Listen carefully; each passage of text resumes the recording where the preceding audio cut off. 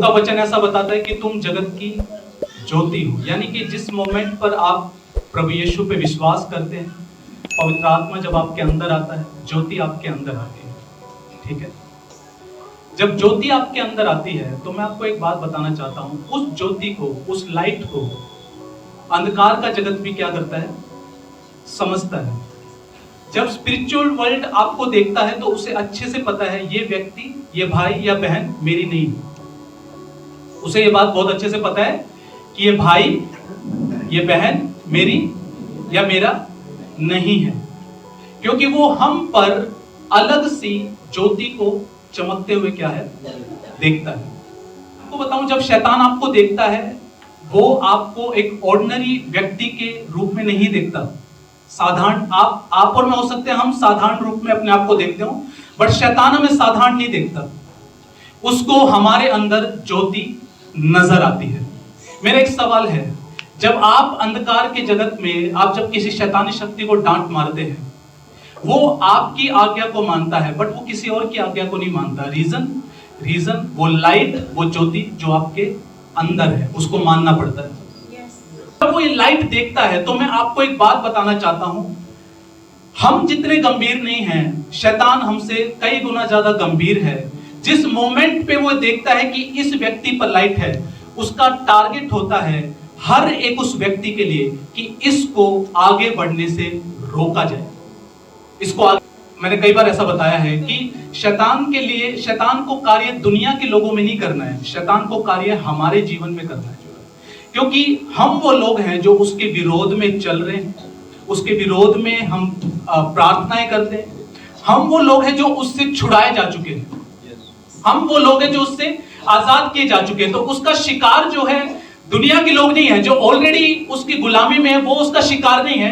उसके मेन जो शिकार है, उसका मेन जो हथियार जो वो चलाना चाहता है, वो आपके और मेरे विरोध में चलाना चाहता है। जब उसके शिकार हम हैं तो आपको पता है सबसे ज्यादा अटैक वो किस चीज पे करता है? आपको पता है वो अटैक करता है कि मैं इसको, इसके प्रार्थना जीवन में कभी ग्रो नहीं करने दूंगा। इसको समझ में आ रहा है जो है? आपको एक बात बताऊं, हमें नहीं पता बट वो जानता है कि ये व्यक्ति, ये जब प्रार्थनाएं करता है, चाहे 1 घंटा बैठता हो, बट ये मेरे आत्मिक, ये मेरे जगत का, ये मेरे राज्य का हमेशा नुकसान करता है। जो आपको पता है डॉक्टर पॉल योंगी जो ऐसा बोलते थे, आप जब 1 घंटा प्रभु की उपस्थिति में बिताते हैं, वो कहते थे हर बार जब आप प्रभु की प्रेजेंस में बैठते हैं, हर बार आप शैतान का कुछ ना कुछ लूट कर वापस आ रहे हैं। जो हालेलुया। और ये बात हम पहचाने या ना पहचाने, शैतान जरूर पहचानता, और इस वजह से क्या है, वो हमारे प्रार्थना जीवन पर अटैक करता है। प्रार्थना जीवन पर क्या करता है? अटैक करता है। मैं आपको सच कह रहा हूं, उसका सबसे ज्यादा जो टारगेट जो होता है वो आपके और मेरे प्रार्थना और वचन के लाइफ पर होता है। समझ में आ रहा जो है? सबसे अधिक अटैक, क्योंकि उसे पता है कि वचन और प्रार्थना इस भाई को, इस बहन को तगड़ा बनाता है, और जब ये तगड़ा बनेगा ये मुझे लूटेगा। हालेलुया। चाहे उसे आपको व्यस्त करना पड़े, बिजी करना पड़े, आपकी लाइफ में लोगों को लाना पड़े, आपका स्केड्यूल बिगाड़ना पड़े, आपको नींद देना पड़े, आपको सर दर्द देना पड़े, आपके जॉब्स के घंटे बढ़वाने पड़े, चाहे आपका संडे मिस करवाना पड़े, उसको जो भी पापड़ बेलने पड़े। मैं आपको बताना चाहता हूं, ये केवल वो लोग समझ सकते हैं जो स्पिरिट में सेंसिटिव हैं। एक समझ कर बूझ कर मैं आपको एक बात बताता हूं, और मेरे को एक सीक्रेट समझ में आया। वो सीक्रेट ये कि शैतान रोकता है मसीह लोगों को एक कंसिस्टेंट, एक निरंतर, एक लगातार प्रार्थना और वचन का जीवन जीने से जो रोकता है। पता है क्यों? क्योंकि निरंतर प्रार्थना जीवन आपको सफलता की तरफ ले जाएगा। निरंतर वचन में समय बिताना आपको सफलता की तरफ ले जाएगा। तो वो रोकता है कि आप कभी भी निरंतर ना रहें अपने प्रार्थना के जीवन। आप 1 दिन करेंगे, 2 दिन करेंगे, आपका 3 दिन मिस करवा देगा। हेलो। और मैं बहुत छानबीन कर मैं आपको बता रहा हूं, बहुत सोच समझ के मैं आपको बता रहा हूं। एक सफल और एक असफल मसीह व्यक्ति में जो मैंने डिफरेंस पाया, असफल कौन है? जो निरंतर नहीं है, जो कंसिस्टेंट नहीं है, और सफल कौन है? जो निरंतर है, जो कंसिस्टेंट है। जॉन जी लेक एक प्रभु के अभिषिक्त और जबरदस्त दास, उन्होंने अपनी किताब में क्लियर लिखा हुआ, जो मसीह व्यक्ति रेगुलर और कंसिस्टेंट रहेगा वो एक दिन सफल हो जाएगा। हालेलुया। और इसलिए वो क्या रोकता है? वो आपको कंसिस्टेंट होने से रोकता है, आपके प्रार्थना के जीवन में, वचन के जीवन में। इसलिए वो आपको डिस्टर्ब करता है, आपको बिजी करता है। हालेलुया। मैं आपको बताऊं, आप देखिए, आप सेकुलर वर्ल्ड में देख लीजिए, कंसिस्टेंसी, मैं आपको बता रहा हूं, बहुत पावरफुल चीज है। कंसिस्टेंसी क्या है? बहुत जबरदस्त चीज है। आप जितने भी आप बड़े बड़े प्लेयर्स का नाम सुनते हैं, चाहे क्रिकेटर्स हैं, चाहे फुटबॉलर हैं, चाहे बास्केटबॉल खेलने वाले हैं, उनकी अगर जो सफल है ना, सफल वो है जिन्होंने एक चीज को बार बार किया है। कैसे किया है? बार बार किया है। आज विराट कोहली एक महान बैट्समैन है, बट आपको पता है क्यों वो महान बैट्समैन है? क्योंकि वो अपनी डाइट पे, अपनी प्रैक्टिस पे, अपनी एक्सरसाइज में क्या है? कंसिस्टेंट है। हालेलुया। आपको पता है सचिन तेंदुलकर क्यों एक महान बल्लेबाज थे? क्योंकि वो निरंतर थे अपनी प्रैक्टिस में। आपको निरंतरता ही आपको आगे लेके जाएगी। जो है निरंतरता ही आपको फ्रूटफुल बनाएगी, फलवंत बनाएगी आपकी लाइफ। तो आपको पता है क्यों हम वीक हैं अपने जीवन के अंदर? क्योंकि हम निरंतर नहीं है, हम लगातार नहीं है। मैं आपको बताना चाहता हूं, ऐसा जीवन आपको कहीं नहीं लेके जाएगा। आप मान जाओ मेरी बात को, जो आपने 4 दिन किया, फिर 3 दिन नहीं किया, फिर 5 दिन कर लिया, फिर 1 दिन नहीं किया, फिर 1 दिन कर लिया, फिर महीना भर नहीं किया, ये लाइफ आपको कहीं नहीं लेके जाएगी। आपकी लाइफ में 10 में से कितने मिलेंगे? अंडा। क्या मिलेगा?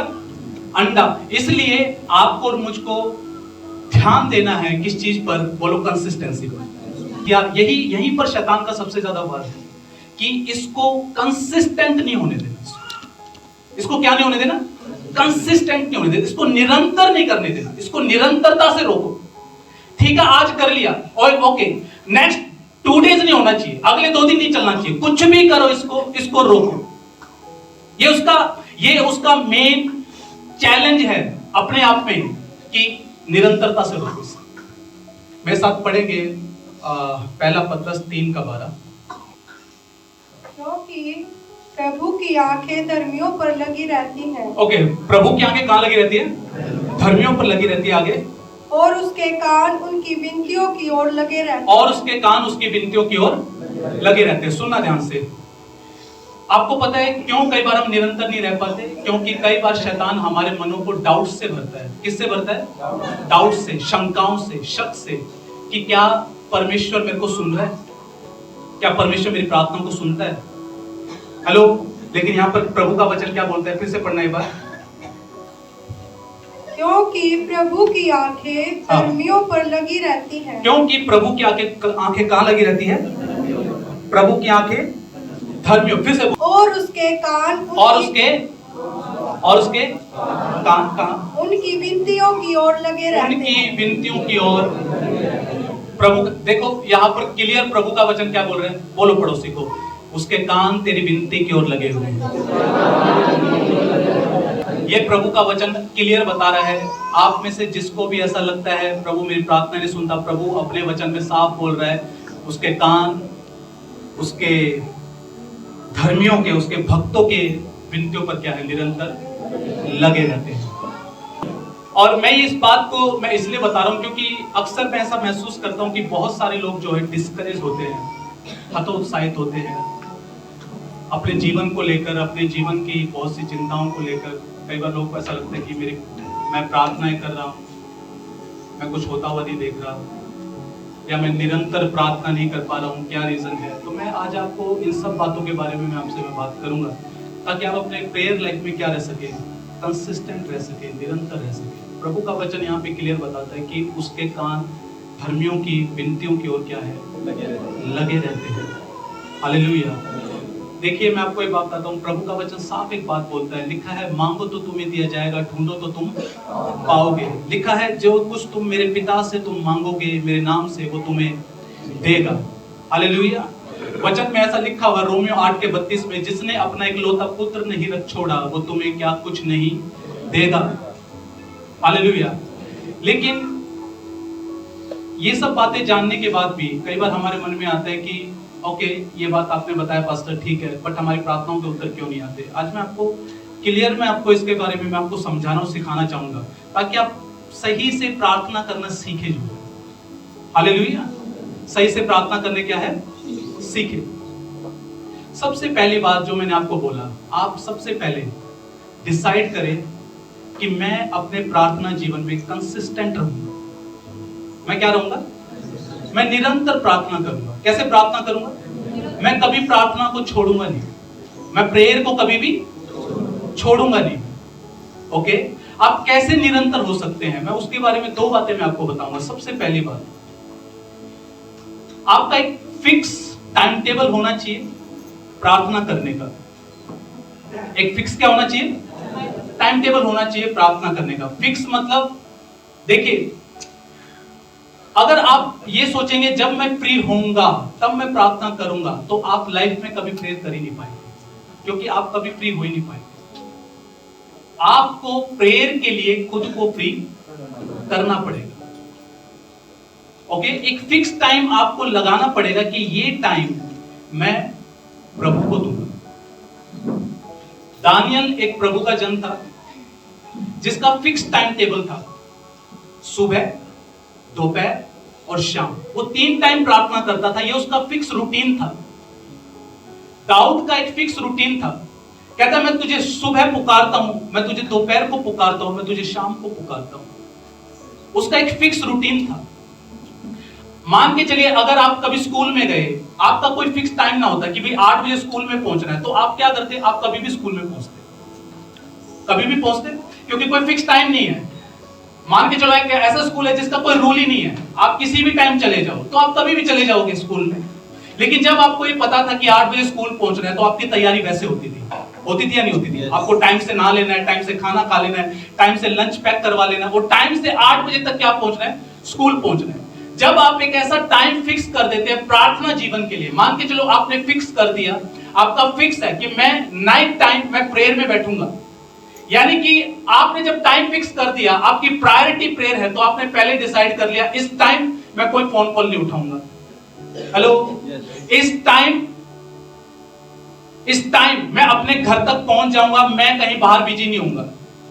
अगर मेरा 9 बजे प्रार्थना का जीवन है तो मैं पूरा प्रयास करूंगा मैं 8:30 बजे मैं अपने घर पहुंच जाऊं, मैं कहीं बाहर इधर उधर नहीं घूमूंगा, मैं समय बर्बाद नहीं करूंगा, मैं ऐसे लोगों के साथ नहीं बैठूंगा जो मेरा टाइम वेस्ट करते हैं।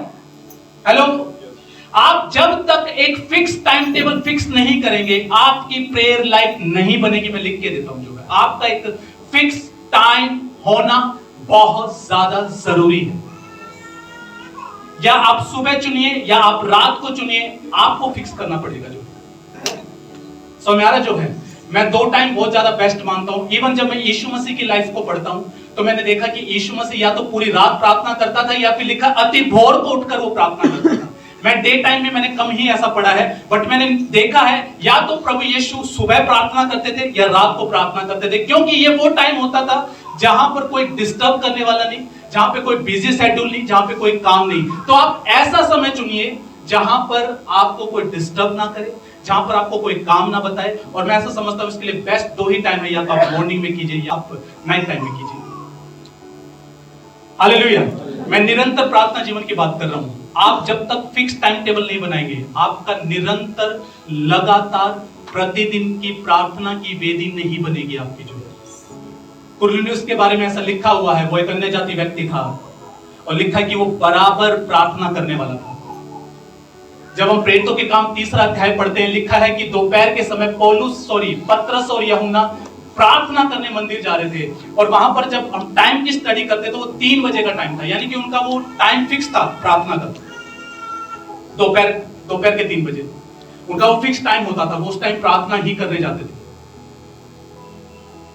हालेलुया। तो पहले आपको एक स्केड्यूल आपको आप ये सोचेंगे यार मेरे को समय लगेगा, मैं उस टाइम कर लूंगा, इस टाइम कर लूंगा, भाई नहीं बनेगा। मैं आपको क्लियर इंस्ट्रक्शन दे रहा हूं, नहीं बन पाएगा।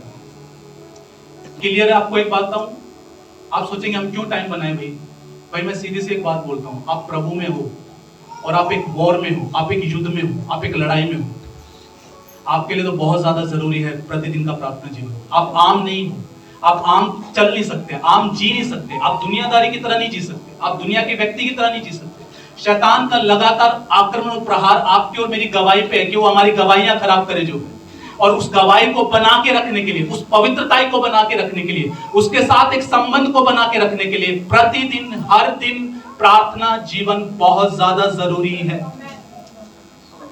हालेलुया। तो इसलिए मैं आपको बताऊं, मैंने कुछ सालों पहले सोचा मेरे को कंसिस्टेंट प्रेयर लाइफ बनाना है, मेरे को कंसिस्टेंसी चाहिए, तो मैंने डिसाइड किया कि मैं नाइट टाइम में बैठूंगा। मैंने जब नाइट टाइम में बैठना शुरू किया बहुत स्ट्रगल हुआ, नींद से बहुत ज्यादा स्ट्रगल।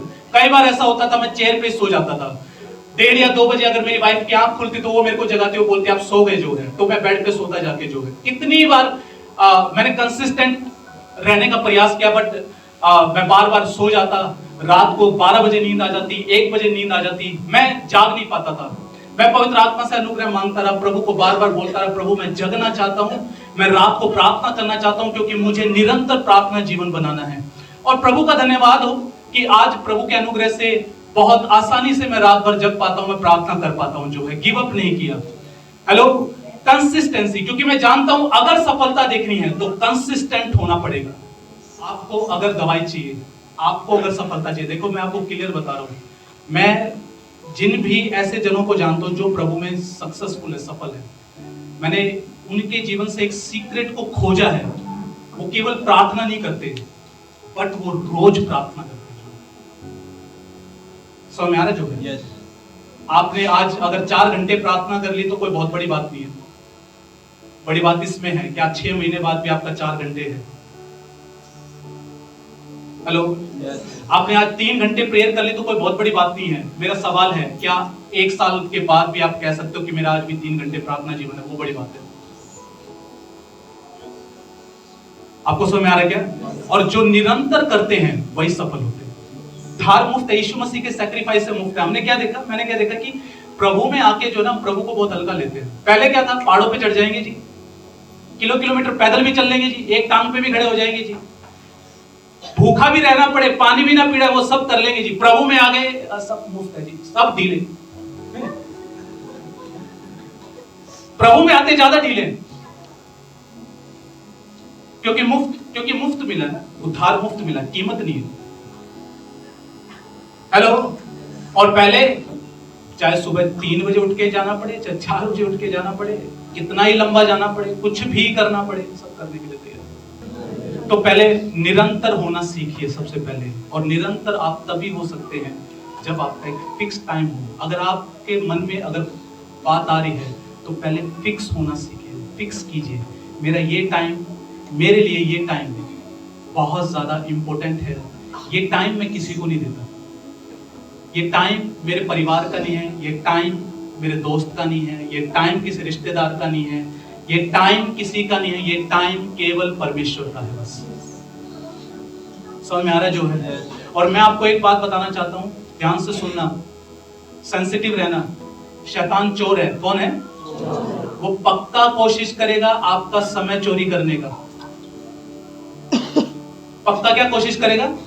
समय चोरी करने का। तो भैया उस टाइम पर अगर कॉल मैसेज आने स्टार्ट हो जाए तो एक बात सोच लेना, चोर आ गया है।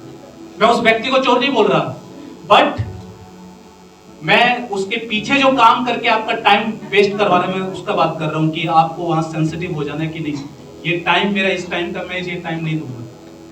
तो रात जब मैं प्रार्थना कर रहा था तो मेरे अंदर एक ही डिजायर आ रही थी, हायर लेवल ऑफ ग्लोरी। हम हायर लेवल ऑफ ग्लोरी पे जाएंगे जो है। हालेलुया। हम हायर, मैं आपको बता रहा हूं, ये साल खत्म होने से पहले हम हायर लेवल की ग्लोरी को चखेंगे, देखेंगे प्रभु यीशु के नाम में। हालेलुया। ओके, दूसरी बात, अब निरंतरता बनाने के लिए क्या करना है? कई बार क्या होता है, आज पास्टर ने प्रचार कर दिया प्रेयर पे, जोश, बड़ा जोश, बड़ा बहुत जोश।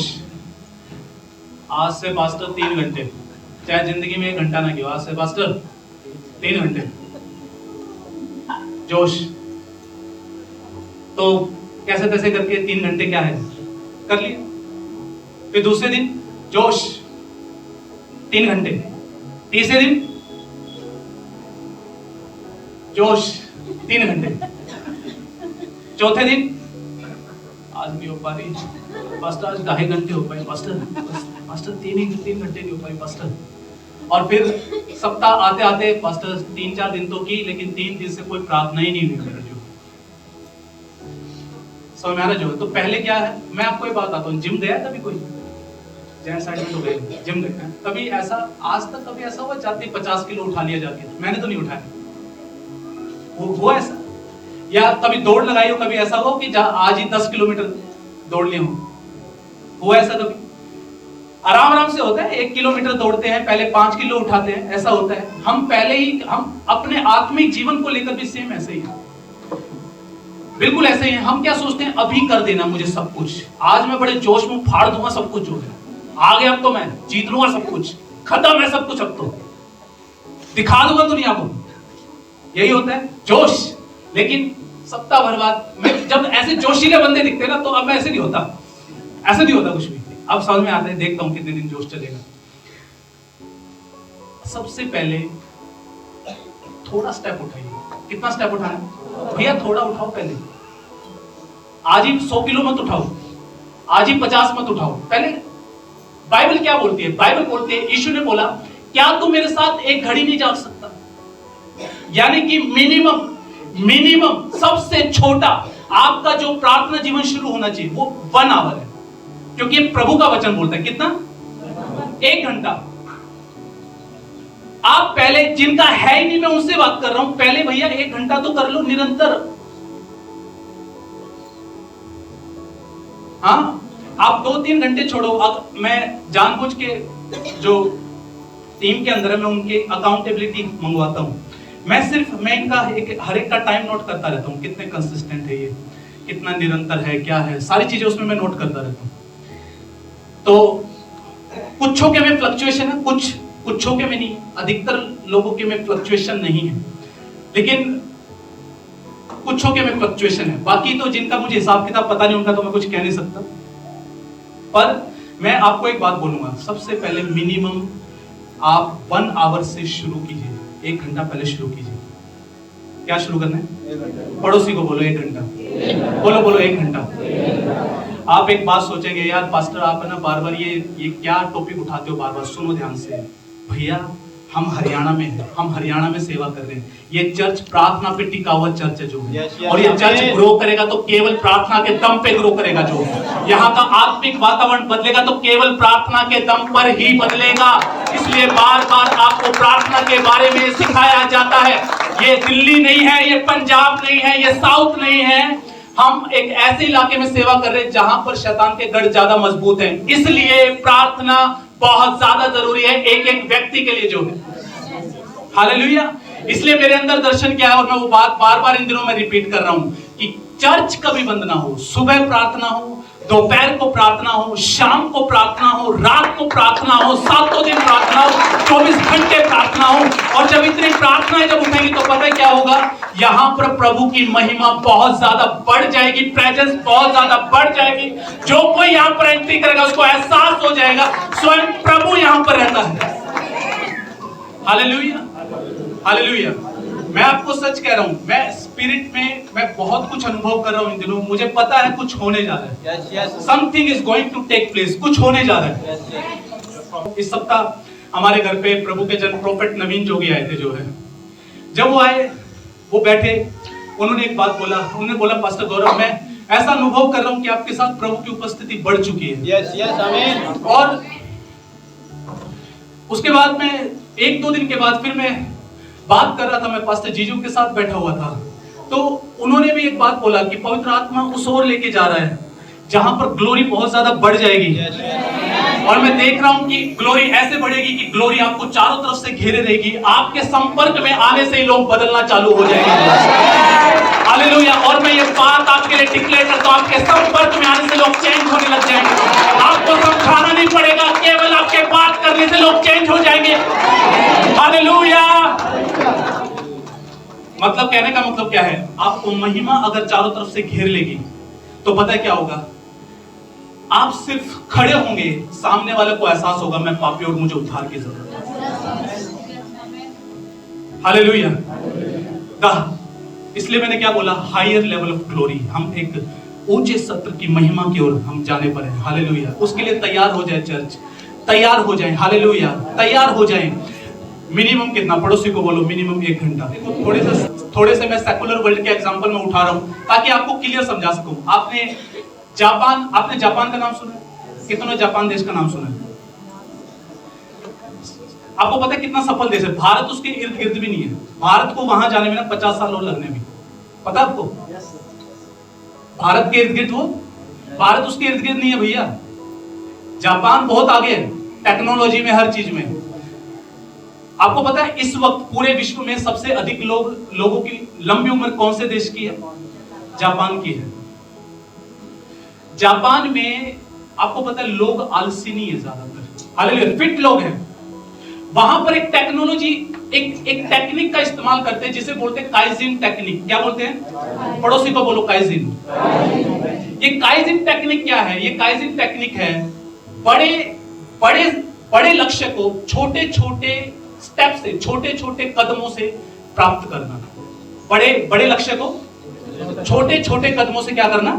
प्राप्त करना। मान के चलो मैं केतन को बोल दूं, केतन आपको ये पूरा हॉल साफ करना है। एक ही दिन में क्या करना है? पूरा हॉल साफ करना है, ठीक है?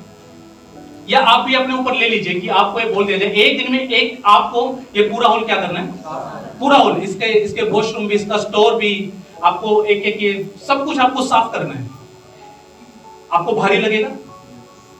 भारी लगेगा नहीं लगेगा? बट मैं अगर आपको ये बोलूं, आपको एक दिन में सिर्फ एक दीवार साफ कर दी, इतना बॉक्स साफ करना बस, कैसा लगेगा? आसान लगेगा? हल्का लगेगा? और आप 6 दिन में, 5 दिन में इसको पूरा क्या कर देंगे? साफ कर देंगे। आपको हल्का लगेगा। ये काइजिन टेक्निक का वो इस्तेमाल करते हैं फिटनेस के मैटर में। जो है फिटनेस के मैटर में कैसे, उन्होंने एक एक्सपेरिमेंट किया। क्या एक्सपेरिमेंट किया? एक कंपनी में गए, एक कंपनी को ट्रैक सूट दिया, जिम की मेंबरशिप फीस दी और उनको बोला आप प्रतिदिन क्या जाओ? जिम जाओ। तो क्या हुआ? उनमें से बहुतों ने निर्णय लिया हम जिम जाएंगे। सप्ताह भर या 10 दिन के अंदर कोई जिम नहीं गया, कोई भी जिम। फिर एक और कंपनी पे उन्होंने एक्सपेरिमेंट किया। क्या एक्सपेरिमेंट किया? उन्होंने ये एक्सपेरिमेंट किया कि आप ना तो उनको मेंबरशिप फीस दी, ना उनको कोई कपड़े दिए, ना कोई ट्रैक सूट दिया, ना कोई जिम जाने के लिए प्रेरित किया। उनको सिर्फ एक बात बोली। क्या बोला? आपको 11 फ्लोर की जो बिल्डिंग है ना, आपको डेली बस एक सीढ़ी चढ़नी है। क्या करना है? एक सीढ़ी। मुश्किल है आसान है? आपको डेली क्या करना है? सिर्फ एक सीढ़ी चढ़ना, बस और कुछ नहीं करना। तो वो क्या करते? एक सीढ़ी बस हो गया। दूसरे दिन दूसरी सीढ़ी, तीसरी सीढ़ी, चौथी सीढ़ी। वो शुरू में तो ऐसा लगा कि कुछ भी नहीं है, बट 2-3 महीने के बाद वे सब ट्रेंड हो गए। उनके लिए बहुत आसान हो गया वो 11 फ्लोर की बिल्डिंग पे उतरना चढ़ना। मैं आपको क्या बताना चाह रहा हूं, आप 1 आवर प्रतिदिन करेंगे, 4-5 महीने के बाद आप जब बढ़ाएंगे 1.5 घंटा, 2 घंटा, 2.5 घंटा, 3 घंटा, आपको बहुत इजी लगेगा वो करना जो है। हालेलुया। तो निरंतरता कैसे बनेगी? बोलो छोटे स्टेप उठाने। पड़ोसी को बोलो छोटे स्टेप उठाने। बोले छोटा स्टेप उठाना। हालेलुया। कैसा स्टेप उठाना है? छोटा स्टेप। बड़ा स्टेप एकदम से मत उठाइए, पहले छोटा स्टेप। अगर आप इजीली 1.5 घंटा कर पाते, पहले उस 1.5 घंटे में बने रहिए। ओके, 15 दिन बाद, महीने भर बाद पवित्र आत्मा की अगुवाई में आप उसे बढ़ाएं। हालेलुया।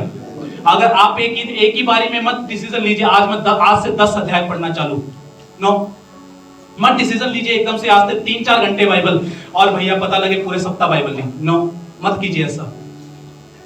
हेलो, समझ में आ रहा है क्या? मैं आपको निरंतरता का सीक्रेट बता रहा हूं। अगर आपको निरंतर बने रहना सीखना है अपने प्रेयर लाइफ में, फिक्स टाइम आपका कम आप समय को शुरुआत में लेके चले, मिनिमम 1 आवर। और तीसरा मैं आपको बताना चाहूंगा, fix place, fix place, fix जगह। कई लोग अब ऐसा बोलेंगे कि हमारे पास तो जगह ही नहीं है, हम डिस्टर्ब हो जाते हैं। मैं आपको बताता हूं, एक प्रभु के एक जन है, अभी भी जीवित है, शायद 86 या 87 साल की उनकी उम्र है। जब वो जवान थे, उनका नाम डॉक्टर बिल विंस्टन उनका नाम है जो।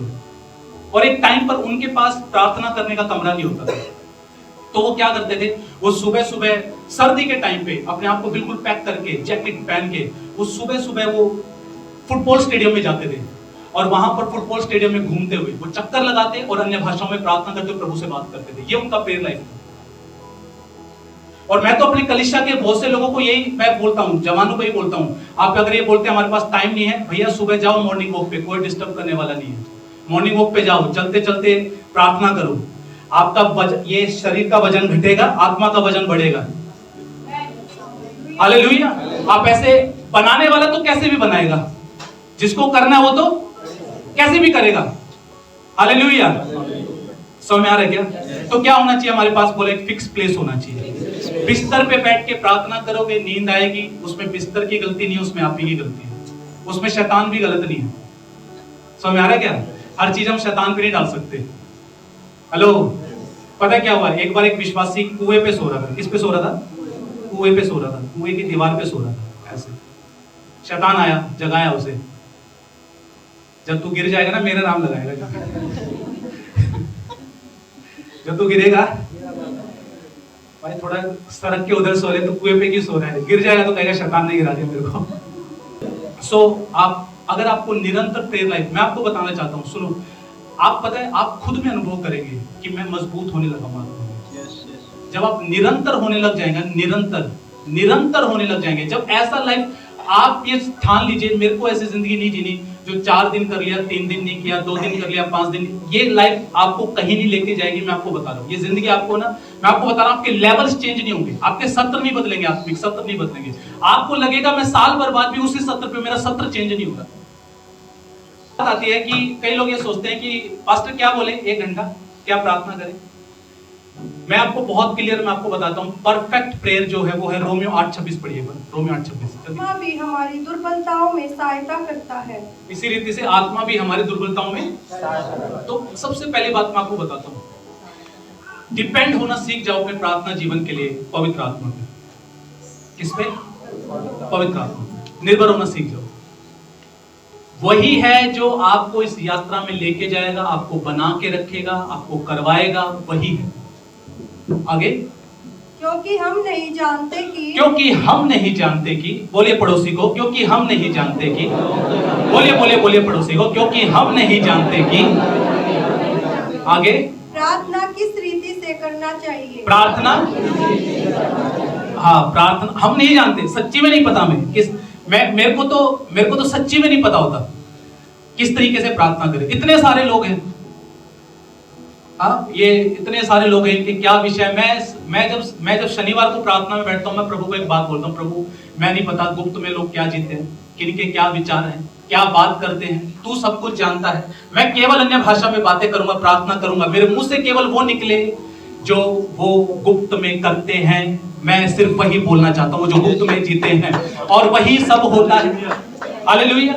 तो होता क्या है, कितनी बार मैं सुन चुका, कितनी बार, पास्टर जी इस सप्ताह यही चल रहा था, पास्टर जी इस सप्ताह यही था, तो क्या आप मेरे को बता के गए? वो पवित्र आत्मा को पता था। तो हम नहीं जानते किस रीति से प्रार्थना करना है। तो बेस्ट परफेक्ट प्रेयर पता है क्या है? कितने लोगों को अन्य भाषा का वरदान मिला हुआ है? कितने लोग अन्य भाषा, ओके, जितनों को अन्य भाषा का वरदान है, प्रभु का धन्यवाद हो, अन्य भाषाओं में प्रार्थना करें। क्योंकि मैं आपको बताना चाहता हूं, अन्य भाषा की प्रार्थना जो है वो परफेक्ट प्रेयर है। कैसी प्रेयर है? वो प्रेयर है जो पवित्र आत्मा आपके जरिए करवा रहा है। आप जब खुद प्रार्थना करेंगे ना, तो पता है आप स्वार्थ की प्रार्थना ही करेंगे, मेरा ये कर दे, मेरा वो दे दे, ऐसा हो जाए, वैसा हो जाए। बट पवित्र आत्मा, बाइबल ऐसा बताती है, वो पिता की मर्जी के अनुसार प्रार्थना करवाता है। किसके अनुसार प्रार्थना करवाता है? बोलो, पिता की मर्जी के अनुसार। हालेलुया। तो अन्य भाषा में, और जिनको अन्य भाषा का वरदान नहीं है, प्रभु से मांगे, प्रभु मैं अन्य भाषा में प्रार्थनाएं करना चाहता हूं। हालेलुया। मेरे एक पास्टर मित्र हैं, वो मुझे बीते दिनों गवाही बता रहे, बोले पास्टर मैं बहुत आलसी रहता था और हर टाइम शरीर पे आलस से छाया रहता था। बोले अब मैं बहुत अन्य भाषा बोलता हूँ, मैं बिल्कुल, मेरे अंदर कोई लेजीनेस नहीं होती, मैं बिल्कुल फ्रेश रहता हूँ, ऐसा लगता पता नहीं क्या कुछ चला गया जो है, और मैं हमेशा तरोताजा रहता हूँ मैं जो है अन्य भाषा बोलने की वजह से। हालेलुया। तो आपको किस में प्रेयर करनी है? बोलो अन्य भाषा में। आप अपने आप को, अपने आत्मिक जीवन को मजबूत कीजिए। आप प्रतिदिन जब अन्य भाषा बोलेंगे आप अंदर से स्ट्रॉन्ग बन रहे हैं, मजबूत बन रहे हैं जो। हालेलुया। ठीक है, प्रतिदिन क्या बोलना है? अन्य भाषाओं में प्रार्थना 1 आवर प्रतिदिन कीजिए, आप आत्मा में मजबूत होते जाएंगे। मैं आपको एक बात बताता हूँ, सुनना ध्यान से। एक प्रभु के एक भविष्य वक्ता ने एक सीक्रेट बताया, वो मैं आपको बताता हूँ। कई बार हम क्या सोचते हैं, हमें इंटरप्रिटेशन नहीं पता, हमें इंटरप्रिटेशन मतलब जो हम अन्य भाषा बोल रहे हैं उसका हमें मतलब नहीं पता कि क्या है क्या नहीं है। तो उन प्रभु के जन ने एक बात बताया, उन्होंने बोला कि आप जब सुबह अन्य भाषा बोलते हैं, जब आप सुबह क्या बोलते हैं? अन्य भाषा बोलते हैं। उन्होंने बोला उसके बाद जो पूरे दिन आपका जो निकल रहा है वो सब उसका इंटरप्रिटेशन है। मैं फिर से रिपीट, आप जब टंग्स में प्रेयर करते हैं, आपने मॉर्निंग प्रेयर किया, आपका जो बाकी का जो दिन है, फॉर एग्जांपल आप कहीं इंटरव्यू देने के लिए गए, आपको आपकी इंटरव्यू की तैयारी नहीं, बट आप इंटरव्यू में आप वो बातें बोल रहे हैं जो आपने तैयार भी नहीं की थी। वो कौन निकलवा रहा है? क्योंकि बोलने वाले आप नहीं है, प्रभु का आत्मा है। Hallelujah. Many time it happen, कई बार ऐसा होता है, कई बार। मैं संडे की बात नहीं कर रहा, बट अगर मेरे को कभी बीच में प्रचार करना पड़ जाए, जैसे रात्रि प्रार्थना, जैसे शुक्रवार रात्रि प्रार्थना, तो मैं शुक्रवार का कोई प्रचार डिसाइड नहीं करके आता यार, कुछ सोच के नहीं आता। और लास्ट जो नाइट प्रेयर थी उसमें 2 बार प्रचार हुआ था, है ना? तो वो उस टाइम पर ही प्रभु का आत्मा अंदर एग्जाम्पल्स चीजें डालना चालू कर देता है, और मुझे पता है प्रभु का आत्मा है जो लोगों को उत्साहित करेगा, बात करेगा। हालेलुया। तो बाकी जो आपका दिन निकल रहा है, आपको नहीं पता आप कितने खतरों से बच रहे हैं। हेलो, आपको नहीं पता आप कितने एक्सीडेंट से बच रहे हैं, कितने शैतान के हथियारों से आप बच रहे हैं, कितने आपकी चीजें जो वेस्ट होनी थी वो आप उनसे बच रहे हैं, केवल अन्य भाषा में प्रार्थना करने की वजह से। तो कैसे प्रार्थना करनी है? पड़ोसी को बोलो अन्य भाषा में, अन्य भाषा में बोलिए, अन्य भाषा में। हालेलुया। क्योंकि ये परफेक्ट प्रेयर है, ये सिद्ध प्रेयर है, ये परफेक्ट जो पवित्र आत्मा आपके जरिए करना चाहता है, बोलना चाहता है। हालेलुया। दूसरी बात, बहुत ध्यान से सुनना, बहुत क्लियर, और इसमें मुझे ऐसा लगता है हमारे लोगों को ना थोड़ा जागने की आवश्यकता है। जिस प्रार्थना में वचन नहीं है वो प्रार्थना कमजोर प्रार्थना है। जिस प्रार्थना में वचन नहीं है वो प्रार्थना कमजोर प्रार्थना है। मैं इस बात को आई थिंक काफी टाइम से मैं बताता आ रहा हूं, वचन और पवित्र आत्मा को कभी भी अलग नहीं किया जा सकता। पवित्र आत्मा वहीं कार्य करता है जहां पर प्रभु का वचन है। अगर उसको कुछ भी आपके जीवन में करना है, आपकी लाइफ में वचन होना बहुत ज्यादा जरूरी है। हालेलुया। सुनो, प्रभु का वचन क्या बताता है कि प्रभु का वचन क्या है? बीज है। क्या है? बीज है। अब सीधी सी बात है, आप बीज डाल ही नहीं रहे तो फल आएगा कहां से? मान के चलो मैं प्रभु को ये बोलूं, प्रभु मुझे चंगा कर दे। प्रभु ऐसे चंगा नहीं करता। उसका वचन बोलता उसके कोड़े खाने से हम चंगे हो गए हैं। प्रभु बोलेगा भाई ये वचन है, ये वचन ले, ये बोल, इसे तू जितना बोलेगा मेरा आत्मा काम करेगा। मैं आज आपको ना एक टेक्निक बताता हूँ, मैं जैसे प्रार्थना करता हूँ। मैं कैसे प्रार्थना करता हूँ? मैं हमेशा ऐसे प्रार्थना करता हूँ। मैं अन्य भाषाओं में बोलते बोलते मैं वचनों की घोषणा करता हूँ, डिक्लेरेशन करता हूँ। हालेलुया। और अधिकतर मेरी जो प्रार्थना है वो ऐसे ही होती है। मैं अन्य भाषा में प्रेयर करता हूँ, डिक्लेरेशन, घोषणाएं। सुनो, आप और मैं, ये जो प्रेयर है ना, प्रभु कर दे कर दे कर दे कर दे कर दे। सुनो, प्रभु का वचन बोलता है मैंने कर दिया कर दिया कर दिया कर दिया कर दिया। हेलो, आप जो कह रहे हैं प्रभु ये दे दे ये दे दे ये दे दे, प्रभु बोल रहा है दे दिया दे दिया दे दिया दे दिया। तो आपको और मेरे को क्या करना है? जो उसने ऑलरेडी कर दिया है उसकी घोषणा करनी है। जब मैं और आप प्रार्थना कर रहे हैं तो हमें उसकी घोषणा करनी है जो प्रभु ने ऑलरेडी कर दिया है। जैसे कि आप अन्य भाषा में बोल दो, रीबा मासेके, मैं प्रभु यीशु के कोड़े खाने से चंगा हो चुका हूं। हालेलुया। मेरे विचारों पर पवित्र आत्मा का नियंत्रण है, मैं पवित्र आत्मा से भरा हूं, मेरे शरीर को बीमारियां टच नहीं कर सकती, हर बीमारियां मेरे शरीर से दूर हैं। हालेलुया। कुछ समझ आ रहा है क्या? तो अपनी प्रार्थनाओं में किसको शामिल करना है? वचन को शामिल करना है। याद रखना, ऐसी प्रेयर जिसमें वचन शामिल नहीं है वो कमजोर प्रेयर है। समझ में आ रहा है क्या? और मैं आपको एक बात बताऊं, हथियार प्रभु के वचन ने एक ही हथियार बता रखा है, उसने बोला आत्मा की तलवार ले लो। क्या ले लो? साफ साफ ऐसा लिखा हुआ प्रभु के वचन में, मुझे मेरे वायदे स्मरण कराओ, मुझे मेरे वायदे स्मरण कराओ। आप किसी प्रॉब्लम में हैं, प्रभु का वचन उठाइए, प्रभु तेरे वचन में ऐसा लिखा हुआ, ये तेरा वचन बोलता है। जज के सामने जब जाते हैं तो वकील क्या करते हैं? कानून की किताब उठाते और धाराएं बताते हैं, ऐसा ही होता है, फलाने फलाने में ऐसा है, फलाने फलाने में ऐसा है। भैया प्रभु के सामने जा रहे हो, बिना वचन के मत जाओ। प्रभु ये लिखा हुआ, ये लिखा हुआ। हालेलुया। और मैं आपको एक बात बताऊं, प्रभु एक ही चीज से बंधा हुआ है, वो है खुद का वचन। वो अपने वचन से बंधा हुआ है, वो अपने वचन से इनकार नहीं कर सकता। लिखा है, मैंने अपने बड़े नाम से बढ़कर अपने वचन को महत्व दिया, वचन को ऊपर रखा। हालेलुया। जब मैं इस कलीसिया के लिए प्रार्थना करता हूं, मैं 3-4 वचन उठाता हूं, और बीते दिनों तो एक वचन मेरे को अलग ही ढंग से समझ में आया है। जैसे इसमें एक वचन में साफ लिखा हुआ है, जब तक घर को यहोवा न बनाए, बनाने वाले का परिश्रम क्या है? व्यर्थ है। तो मैं प्रभु को ना इस घर के बारे में बोलता हूं, प्रभु मेरा परिश्रम व्यर्थ है अगर इसे तू ना बनाए तो। तूने बोला है प्रभु, अधोलोक के फाटक, तू अपनी कलीसिया बनाएगा, अधोलोक के फाटक उस पे कभी क्या नहीं होंगे? प्रबल नहीं होंगे। प्रभु तेरा वचन बोलता है, अंत के दिनों में यहोवा के भवन का पर्वत सब पर्वतों से ऊंचा किया जाएगा। अंत के दिनों में यहोवा के भवन का पर्वत सब पहाड़ियों पर दृढ़ किया जाएगा। धारा के समान जाति जाति के लोग परमेश्वर के भवन की ओर चलेंगे और मन फिराएंगे। और मैं इस बात को हमेशा बोलता हूं, प्रभु ऐसा ही ग्लोरी क्लाउड प्रेयर सेंटर में होने पाए, ये पूरे बहादुरगढ़ में ऊंचा उठाया जाए। बहादुरगढ़ पिल्लू पकोड़े वाले के नाम से नहीं, ग्लोरी क्लाउड प्रेयर सेंटर के नाम से जाना जाए।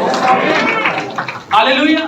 तो मैं हमेशा वर्ड उठाता हूं, और ये तो मैंने डिक्लेयर कर चुका हूं, और देखना ऐसा हो जाएगा। एक दिन बहादुरगढ़ बिल्लू पकोड़े वाले के नाम से नहीं जाना जाएगा। एक दिन बहादुरगढ़ मतलब चर्च, बहादुरगढ़ मतलब कलीसिया, बहादुरगढ़ मतलब glory cloud prayer centre. Hallelujah. अभी तो बहादुरगढ़ को किस नाम से जानते हैं? पकोड़े फेमस है। भैया पकोड़े फेमस नहीं हो गए, ये सॉल्यूशन ग्राउंड बनेगा, ये वो उम्मीद की किरण बनेगी, वो लास्ट जगह बनेगी जहां पर सब हार मान जाते और कहते हैं हम चर्च जाएंगे, हम कलीसिया जाएंगे, और वहां पर परमेश्वर काम करेगा जो। हालेलुया। और मैं आपको एक बात मैं आपको बताना चाहता हूं, महज इतना नहीं, सिर्फ ये नहीं कि कलीसिया का नाम किसी धर्म से नहीं जुड़ना चाहिए, बट मैं चाहता हूं प्रभु इसको जीवते परमेश्वर के नाम से जाना जाए, कि जीवते परमेश्वर का घर है, जहां पे स्वयं परमेश्वर रहता है और काम करता है। उसको अनुभव किया जाता है, उससे एनकाउंटर किया जाता है, उससे मुलाकात की जाती है, वो स्वयं छूता है, वो स्वयं डील करता है, वो स्वयं लोगों से बात करता है, वो स्वयं भरता है, वो स्वयं छूकर चंगा करता है, वो स्वयं प्रॉब्लम का सॉल्यूशन करता है, वो यहाँ पर चलता फिरता है। इस बात से ये कलीसिया जानी जाए प्रभु यीशु के सामर्थी नाम में। हालेलुया।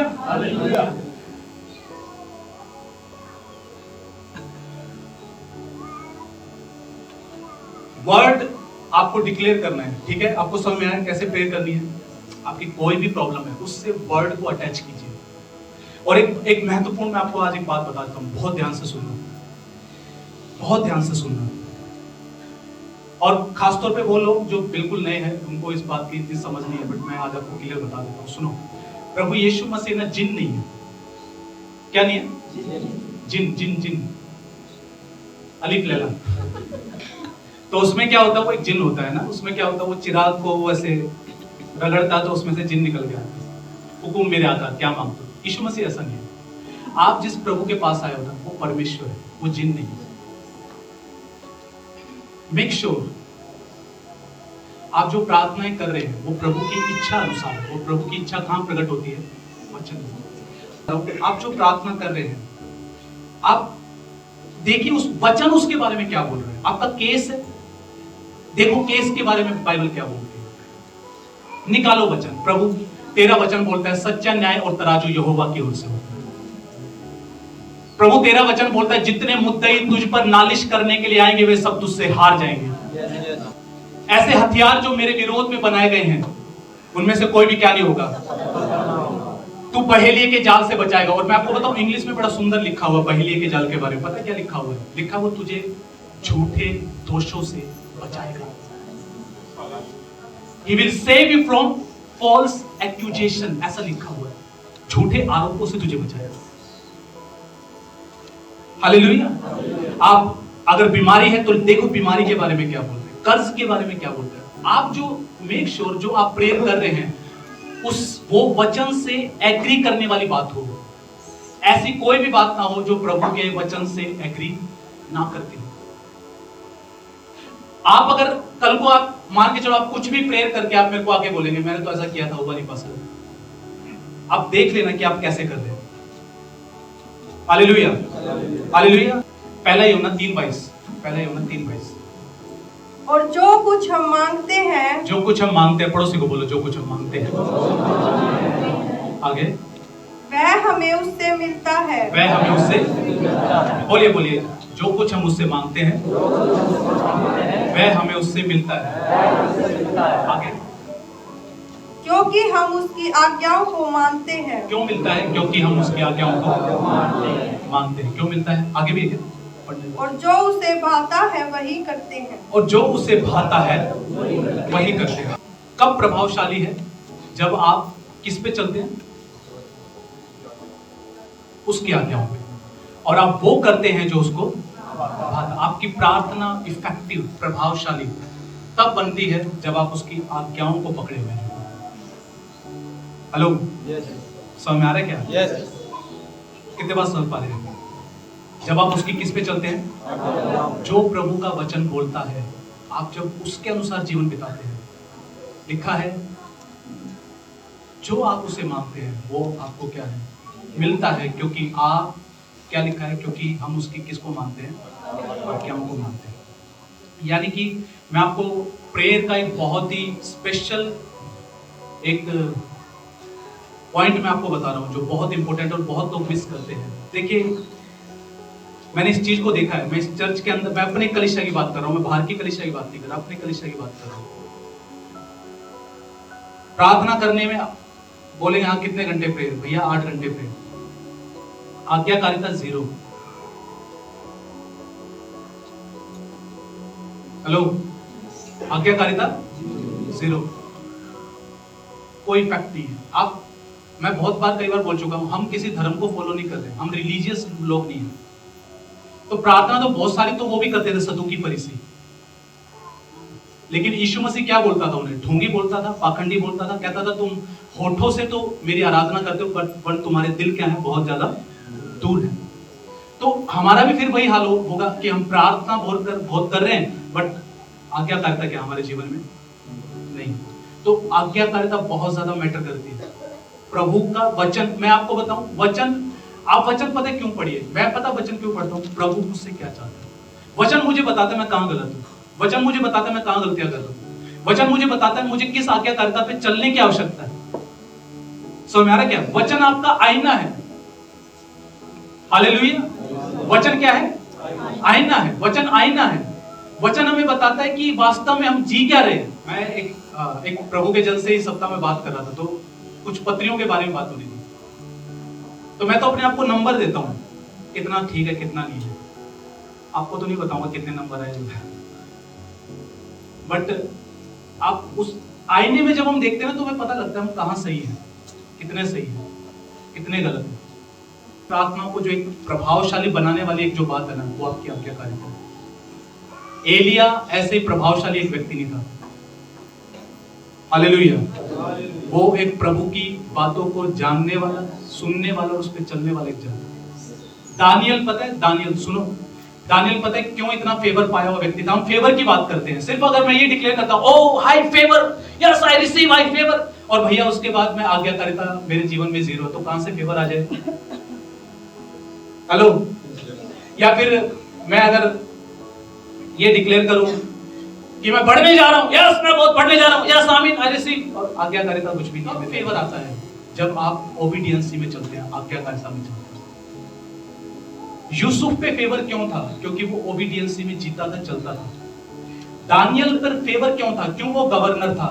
क्यों गुलाम देश के अंदर भी ऊंची पदवियों पे वो रहा? क्योंकि वो आज्ञाकारिता में जीता था। क्या आज्ञाकारिता थी उसकी?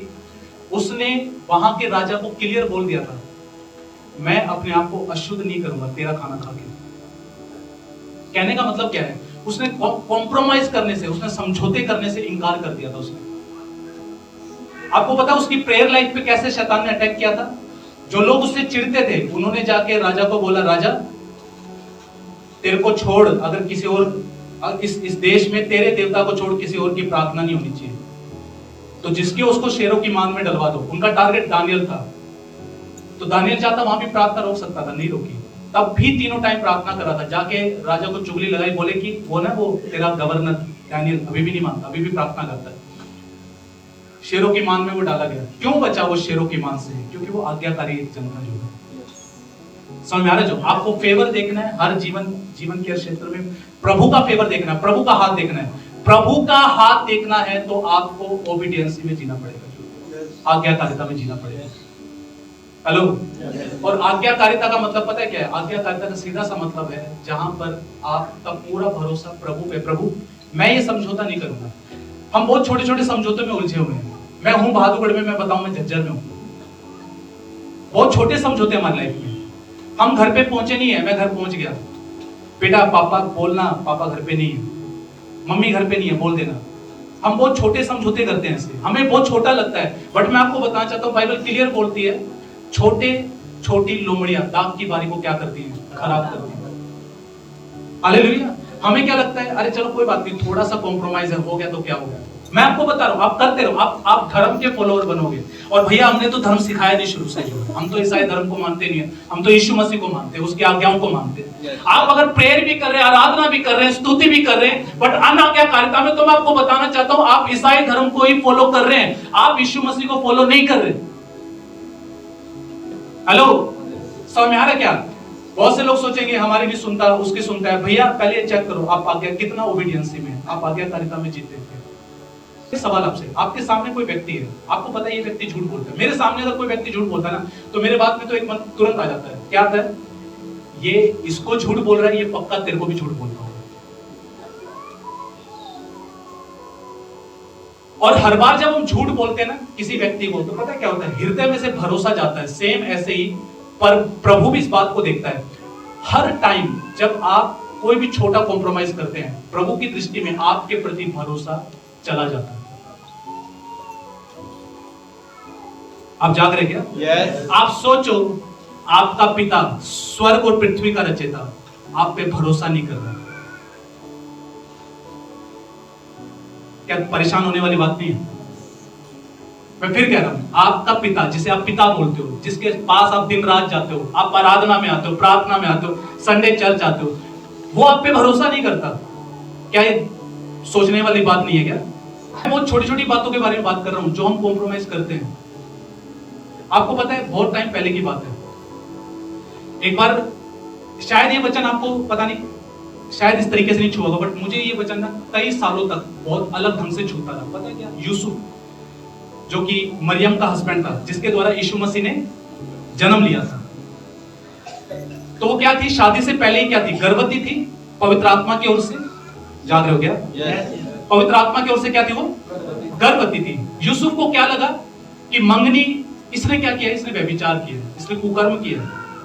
बाइबल पता है क्या बताती है? बाइबल बताती है उसने उसको चुपके से त्याग देने का विचार किया, क्योंकि वो धर्मी था। कैसे त्याग देने का विचार किया? चुपके से का मतलब पता है क्या? वो दुनिया को बताना नहीं चाहता था, यानी कि उसको बदनाम। जबकि मरियम तो साफ थी बिल्कुल, बट मैं उसका कैरेक्टर बता रहा हूं। यूसुफ का कैरेक्टर कैसा था? वो धर्मी था, और धर्मी का कैरेक्टर कैसा होता है? वो बदनाम नहीं करता। हालेलुया। यानी कि आपको कोई न्यूज पता भी है तो क्या जरूरत है कि उस न्यूज को फैलाया जाए, बताया जाए? आप अगर धर्मी हैं तो धर्मी का चाल चलन यही है, वो किसी को बदनाम नहीं करेगा। जो है आप राइचस हैं, आप धर्मी हैं क्या? सुनो, मैं आपको एक बात बताना चाहता हूँ, क्या आने वाले सालों में प्रभु आपकी ये गवाही दे पाएगा ये धर्मी है? हाँ धर्मी है विश्वास से, बट चाल चलन में धर्मी है। ये छोटे छोटे समझौते, ये छोटे छोटे कॉम्प्रोमाइज है, मैं आपको बताना चाहता हूँ, आपको हिंडर करके रखते हैं, आपको रोक के रखते हैं। पास्टर हमेशा वो प्रचार करते तो वो जुबान वाला, भैया वो जुबान वाला भी इफेक्टिव तभी होता है जब ये चीजें होती है। हेलो, वो इफेक्टिव, वो आपका जुबान से बोलना प्रभाव तभी लेके आता है जब ये चीजें हमारे जीवन में, छोटे छोटे कॉम्प्रोमाइजेस, मैं आपको बता रहा हूँ, आपको हिंडर कर देंगे, आपको रोक देंगे, आपकी ग्रोथ रोक देंगे, आप प्रभु से इरिटेट होने लग जाओगे, आपको समझ नहीं आएगा मेरी लाइफ में है क्या। हालेलुया। जब भी प्रार्थनाओं में बैठते हैं, आपकी सबसे ज्यादा डिजायर ये हो, प्रभु मैं अन्य भाषा में प्रार्थना कर रहा हूँ, मेरे अंदर से हर एक इनिक्विटी, हर एक दुष्टता को जला दे। जो मैं कोई दुष्टता नहीं चाहता अपने हृदय में, जला दे हर दुष्टता, हर एक अधर्म की बात जो मेरे जीवन में, उसे जला दे, बर्न कर दे, उसे जला दे, डिजायर खत्म कर दे उस चीज की। हालेलुया। मेरी प्रार्थनाओं में ये चीजें शामिल है, प्रभु ये घमंड है, इसे जला दे प्रभु, ये जलन है, इसे जला दे प्रभु, ये गंदा विचार है, इसे जला दे प्रभु, मुझे नहीं चाहिए, मुझे ये नहीं चाहिए, डस्टबिन में जाना चाहिए प्रभु, ये चीजें नहीं चाहिए।